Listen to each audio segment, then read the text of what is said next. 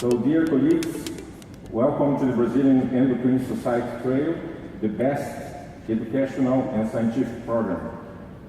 It's a great honor and pleasure to me to coordinate this program with my dear and old friend Paulo Augusto Miranda, the president of the 2018 edition of the Brazilian Congresso of Endocrinology and Metabolism.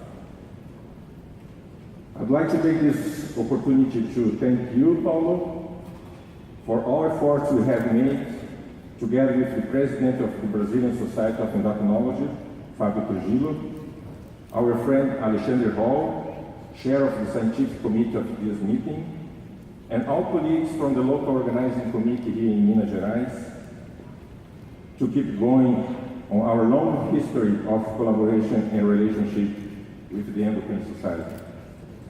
So this is the third time we work together for this educational program in association with the most important meeting organized by SBEM. The first one was called the Highlights of Endo Brazil, which took place in Curitiba in 2014 with 2,000 participants.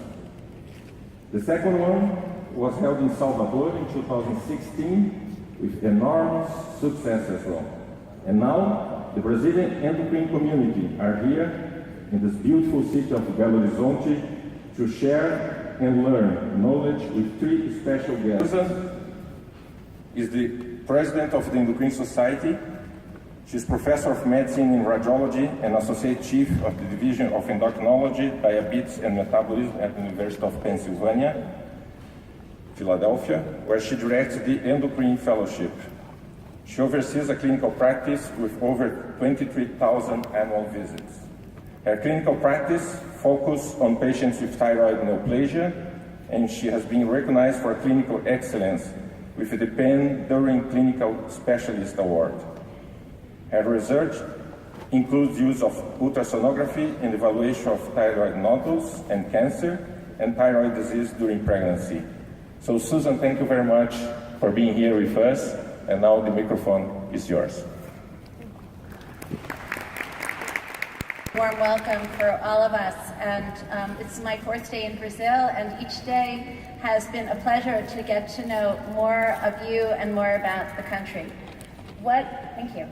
What I'm going to do to start with is in my role as president of the Endocrine Society, which I'm very honored to hold. I'd like to give the official obrigada and tell you a little bit about our membership. So I know that many of you are members of the Endocrine Society because as of our last count, I believe it was 616 members of the Brazilian Endocrine Society are members of our society. And we are an international organization. As of yesterday, when we got the official numbers from the Endocrine Society, Brazil is number 2 in representation internationally. The United Kingdom is number 1 at this point, so that may change. But we are an international society, and we're so pleased for all of you and for everything you've contributed to our society. I wanted to share a little bit with you about our strategic plan. And for those of you who have been to our annual meeting, you've heard a little bit about this. But one of the very important areas of focus in the strategic plan is global outreach. And the global outreach is about community and about collaboration, because only together can we have a unified voice that helps us with investigation in endocrinology, it helps us in training the next generation, and it helps us in promoting the endocrine health of all of our patients in all of our countries. And so to do this, we're re-looking at our governance structures, and I think there's an opportunity now more than ever for your engagement. We're looking at new ways to involve volunteers. You don't have to fly to Washington, D.C. There are internet ways to do this, and so we're really looking to engage our diverse membership more in our work groups and our committees. So please read some of those emails that you may get, and as Cesar can tell you, we're looking for international representation, especially on projects that reflect your interest and that reflect what things we can do to promote all of those goals of both of our societies. This is our current council, and you can see there is, I think the tallest person. Are you the tallest person, Cesar? Cesar's over here, but Howard Baum may give him a run, and this is Genevieve Neal Perry, who wears very high heels. So here's Cesar over here. This is our current council. And our main activities in our society, as you know, our annual meeting, our journals and publications, our educational materials, and patient education and engagement. And we do have a hormone health network. And with Cesar, with continued urging, we're looking at translating some of our patient materials into Portuguese. Some of them have been translated into other languages already. So CEU, a number of you have come to our clinical endocrine update, which is really a meeting where we bring in some of our best speakers to provide information about what is new in that field of endocrinology that immediately impacts your practice. And this year, CEU is in, our arrow went over, there it is, CEU is in Miami. So it's very, very close by. I think I have this the wrong way. What did I do? There it is. CEU is in Miami, so very close by. And it's a fantastic program. As you can see, it's September 6th to September 8th, and I certainly invite you to come. In addition, our annual meeting this year is in New Orleans, and so that is going to be in March of this year. And again, we will have a very, very strong clinical program. We're very pleased to announce that Francis Collins of the NIH will be the presidential plenary speaker, who will be speaking about big data and how that applies to transforming medical practice and endocrine care. And as you know, one of the clinical highlights of our annual meeting is the Meet the Professor sessions. And so what I've shown you here is the 2008 Meet the Professor case management book.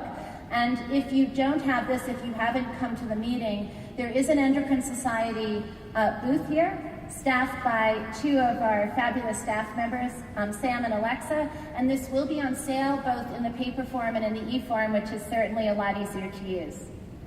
We're also, as you know, we have laureate awards, and I'm really pleased that one of your own members, Dr. Marcella Bronstein, was the recipient, I did not do that, okay, was the recipient of the Outstanding Clinical Practitioner Award at our 2018 meeting. So keep nominating people. Our Laureate Awards Committee looks forward to nominations, and there are a number of awards where international members are absolutely considered and are eligible for those awards. So congratulations to Dr. Bronstein here as well.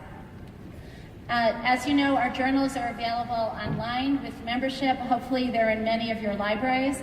We have 4 journals. Endocrinology, which is our premier basic science journal, is now led by Teresa Woodruff, who has an innovative style of leading things and transforming things, and we're looking forward to seeing some of that in endocrinology.